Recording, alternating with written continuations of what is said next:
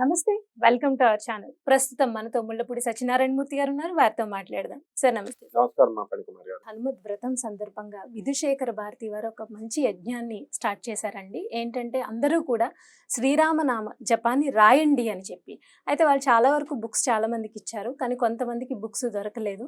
ఒకవేళ నిజంగానే ఈ యజ్ఞాన్ని స్టార్ట్ చేసి మేము కూడా శ్రీరామనామాన్ని రాయడం స్టార్ట్ చేయాలి అనుకున్నవారు అంటే ఏ బుక్‌లో అయినా రాయొచ్చా? లేదు దానికి శ్రీరామనామ స్టార్ట్ చేసేటప్పుడు ఎటువంటి విధి విధానాలు వాళ్ళు పాటించాల్సి వస్తుందో చెప్పండి? విధుశేఖరేంద్ర భారతి వారు హ్మ్. వేద పండితులు, మీమాంస, వ్యాకరణ, నవవ్యాకృతి పండితుడు అన్నమాట ఆయన. హ్మ్. ఎలా అంటే జగద్గురువు ఆయన. అవునండి. కాబట్టి ఖచ్చితంగా. భారతీ తీర్థస్వాముల వారు జగద్గురువులు. మా గురువు గారైనటువంటి భారతీ తీర్థస్వాముల వారు ప్రత్యక్ష శిష్యులు. హ్మ్. మనందరము కూడా శిష్యులమే. జగద్గురువుల శిష్యులం అంటే అందరం అవును. కూడా. అయితే ఆయన భారతీ తీర్థస్వామి వారు ఎంత మహాపండితులో హ్మ్. అంత పాండిత్యాన్ని తను నిస్వార్థంగా తన శిష్యులకి, భారతదేశంలోనే కదా ప్రపంచవ్యాప్తంగా ఉన్న అందరు శిష్యులకి తన రక్తాన్ని పంచి నేర్పించారు. And he is a simple and modest man. అవే లక్షణాలు అంది పుచ్చుకొని వచ్చేసింది ఈ విధుశేఖరేంద్ర విధుశేఖర భారతి గారికి. భారతి గారికి. సేమ్ టు సేమ్ పొరపాటున మనం చూస్తే భారతీ తీర్థస్వామి వారిలాగే ఉన్నారు కదా ఆయన్ని చూసినట్టు అనిపిస్తుంది అనిపిస్తుంది. సేమ్.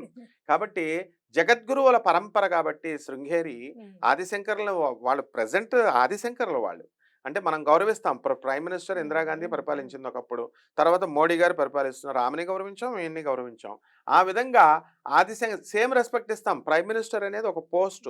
అలాగే శంకరాచార్య అనేది ఒక పోస్ట్ అనమాట. పేరు కాదది. శారదా పీఠము, హ్మ్. మా శంకర మఠము ఇవన్నీ పోస్టులు పేర్లు. కాబట్టి జగద్గురువు ఒక పోస్ట్ పేరు. అంతేగాని ఆదిశంకరులు కేవలం ఒక మనిషేమో కాదు. అది ఒక వ్యవస్థ, ఒక శక్తి. పరమేశ్వరుడనే ఒక వ్యవస్థ, గవర్నెన్స్ అన్నమాట. కాబట్టి వాళ్ళ నుంచి వచ్చారు కాబట్టి భారతీ తీర్థస్వామి వారి నుంచి ఆయన సాక్షాత్తు ఆదిశంకరులను మనం ఎలా చూస్తాం? శివుడు. శివుడు ఎప్పుడు ఏ నామ జపం చేస్తాడు? రామనామ రామనామ జపమే జపం. చేస్తాడు. హ్మ్. భారతీ తీర్థస్వాముల వారు చేసిన, విధుశేఖరేంద్ర భారతి వారు చేసిన అన్నీ రామనామమే. రామనామము తారక మంత్రము. రాముడు లేక ముందు నుంచి కూడా వచ్చిన మంత్రం. రామావతారం రాకముందు నుంచి ఉంది రామనామం.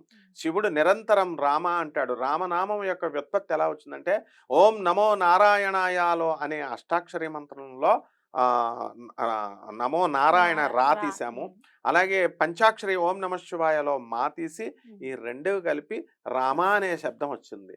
ఇకపోతే రెండవది నారద మహర్షి బోయవాణ్ణి మనం నాయనా నీ భార్య మరి నీ పాపాన్ని పంచుకుంటుందా అంటే పంచుకోనని ఆమె నిర్మోహటంగా చెప్పినప్పుడు ఒక గువ్వ పక్షులు దాంట్లో ఒక దాన్ని చంపేస్తే ఆ బోయవాడు ఆ శోకముతో మగపక్షి వెళ్ళి అందులో పడిపోయి కాలిపోతే ఆడపక్షి ఆడపక్షి. అప్పుడు హ్మ్. ఆ శోకము శ్లోకంగా మారి వచ్చినటువంటి మహాకావ్యమే రామాయణము. దానికి మూలమే రామనామ రామతారక మంత్రం. శ్రీరామ రామ రామేతి రమే రామే మనోరమే సహస్రనామ తత్తుల్యం రామనామ వరానని. ఇది తెలియనటువంటి హిందువే ఉండడు. ఉండరు.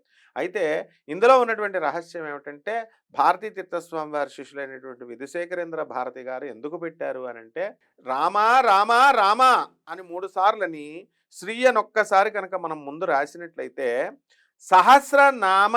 సహస్రం అంటే వెయ్యని కాదు అర్థం. వేదంలో అనంతము వ్యుత్పత్తి అర్థాల్లో మన నిఘంటువులు కనుక తీసుకుంటే సంస్కృత నిఘంటువుల్లో అనంతమని అంటే ఇన్ఫినైట్ అని అర్థం. అంటే వేల కోట్ల సారి ఒక రామ రామ రామ ముందు శ్రీ పెడితే వేల వేల కోట్ల రామనామ జపం చేసినంత ఫలితమని సహస్ర నామ తత్ తుల్యం. తుల్యం అంటే సమానము అని చెప్పాడు. అంటే విష్ణు సహస్రనామాలు, కృష్ణనామ సహస్రాలు, రామనామ సహస్రాలు ఇవన్నీ ఎన్ని చేసినా కూడా అంత అవసరం లేదు. అందరికీ టైం ఉండదు కాబట్టి పాపం శ్రీ శ్రీ పెట్టేసి రామ రామ రామ అని రాసేస్తే సరిపోతుంది. ఆ ఉద్దేశంతోనే జగద్గురువులైనటువంటి విధుశేఖరేంద్ర భారతి వారు శృంగేరి ఆయన ఏం పెట్టారు? ఈ రామ మహా యజ్ఞం స్టార్ట్ చేశారు. ఇది మనకి రామకోటి రూపంలో మనకు చిన్నప్పటి నుంచి కూడా మనం చూస్తున్నాం. మన తాతలు రాశారు, అందరూ రాశారు, రాస్తారు. పూర్వీకులంతా కూడా హ్మ్. రాశారు. అయితే ఆ రామ నామ రామకోటి రాసి ఒక స్తూపాలలో, ఒక స్తంభాల్లో అవన్నీ పుస్తకాలన్నీ భద్రపరిచి దాని మీద ఒక స్తూపంలాగా ఒక ధ్వజస్తంభం ధ్వజస్తంభం. లాగా అవునండి. కట్టిన వేస్తారు. దేవాలయాలు హ్మ్. ఎన్నో ఉన్నాయి. అలాగే భారతీ తీర్థ స్వామి వారి ఇది మంచి ఉద్దేశంతో మనకి చక్కగా చేశారు. ఏమని చెప్తోంది? అశ్వమేధాధికం పుణ్యం సంప్రాప్నోతి నా సంశయ. రామనామ జపం చేసినట్లయితే అశ్వమేధాధిక యాగాలు ఎన్నో చేసినంత ఫలితమట. మళ్ళీ మహాపాతకాలన్నీ నాశనం అయిపోతాయి. ఏకైకం అక్షరం పుంసాం మహాపాతక నాశనం. ఒక్కొక్క అక్షరము మహాపాపాలని నాశనం చేసేస్తుంది. శ్రీరామ రణరంగంలో యుద్ధ కౌశలంలో ఆయన్ని మించినటువంటి వాళ్ళు లేరు. నవకమల దళస్పర్ధి నేత్రం ప్రసన్నం అంటాం. అంటే ఆ యొక్క అప్పుడే ఫ్రెష్గా వికసించినటువంటి పూల రేకుల వంటి కళ్ళలు కలిగినటువంటి అందగాడు రాముడు. అయితే పుంసాం రంజయతి రామ అన్నారు. అంటే పురుషుల్ని కూడా రంజింపజేసే దివ్య మనోహర స్వరూపం శ్రీరామచంద్ర ప్రభు. 14,000 మంది ఋషులంతా కూడా స్వామి రామ నిన్నొక్కసారి మేము కౌగలించుకుంటామంటే రాముడు ఎంత మర్యాదా పురుషోత్తముడంటే ఈ జన్మలో మీకు ఇవ్వను నేను ఛాన్సు, కృష్ణుడి అవతారంలో నేను ఇస్తానని వాళ్ళంతా కూడా ఆ తపస్సంపన్నులంత గోపికలుగా వస్తే వాళ్ళతో రాసలీలలాడినటువంటి దివ్యాత్ముడు శ్రీరామచంద్ర ప్రభు. అసలు రామో విగ్రహవాన్ ధర్మ, అసలు రూపం లేనటువంటి ధర్మాన్ని తీసుకొచ్చి ఒక విగ్రహంలాగా ఒక పోతలాగా పోస్తే ఆ వచ్చినటువంటి దివ్య మనోహర సుమంగళ రూపమే రాముడు. And the most dignified and the gentle personality in రాముడు అంటాం. అందువలన 16 కళలతో శ్రీకృష్ణుడు పుడితే 12 కళలతో పుట్టినటువంటి వాడు శ్రీరాముడు. ఎక్కడ కూడా రామావతారం ఎత్తిన తర్వాత నేను నరుణ్ణి అన్న జీవంతోనే అన్న భావనతోనే లాస్ట్ వరకు గడిపాడు. ఎక్కడైతే నేను శ్రీమన్నారాయణమూర్తి అవతారము అని జాగృతి అయ్యిందో అతను రావణ వధ చెయ్యలేడు. కాబట్టి ఆయన రామావతారంలో ఆయన ఏంటి, తల్లిదండ్రులతో మనం అందరం ఎలా మెలగాలి, పితృవాక్య పరిపాలకులం అవ్వాలి, తల్లిని మంచిగా చూసుకోవాలి. కైకేయిని సవతి తల్లిని కూడా కన్న తల్లిలాగా చూసుకున్నాడు. అదేవిధంగా తమ్ముళ్ళతో ఎలా ఉండాలి, ఆ తర్వాత ప్రజల్ని ఎంత రంజకంగా, అందుకనే రామరాజ్యం అన్నారు, కృష్ణరాజ్యం అనలేదు. మరి అలాగే రాముడు పుట్టినప్పుడు మొత్తం సమస్త ప్రపంచం అంతా కూడా సంతోషించింది, ఆనందించారు. కానీ ఒక్కడు మాత్రం బాధపడ్డాడు. ఆయన ఎవరో తెలుసా? చంద్రుడు. ఎందువల్లంటే రాముడు పుట్టినప్పుడు సకల దేవతలు అందరూ వచ్చేసారు, దర్శనాలు చేసేసుకుంటున్నారు. కానీ చంద్రుడు పగల కదా పుట్టింది రాముడు. అందుకని చంద్రుడు పాపం ఏడుస్తూ ఉంటే అప్పుడు చెప్తాడు రాముడు కరుణామయుడు ఏమనిచ్చాడు, నాయనా నేను నెక్స్ట్ జన్మలో నీకు ఛాన్స్ ఇస్తానని అర్ధరాత్రి పుట్టాడు. ఇంకో బోనస్ ఇస్తాడు ఎప్పుడు కూడా రాముడు, 2 వరాలు ఇస్తాడు. ఒకటి అడిగితే ఆయన ఏమిచ్చాడు, రామచంద్రుడు అని నా పక్కన అన్న శాశ్వతంగా విశ్వం ఉన్నంత వరకు నీ పేరు ఉంటుంది ఆయన అన్నాడు. అందుకని కృష్ణచంద్రుడు అనం, రామచంద్రుడు లేకపోతే రామసూర్యుడు అనం, అందుకని సూర్యుడు అనం. కాబట్టి ఎంత కరుణామయుడైనటువంటి శ్రీరామచంద్ర ప్రభు మనం రామకోటి పుస్తకాలన్నీ కూడా రాసుకుంటే చాలా మంచిది. అయితే శంకర మఠంలో అన్నీ ప్రింట్ చేయలేరు కదమ్మా, పుస్తకాలు ఎక్కువ ఉంటుంది.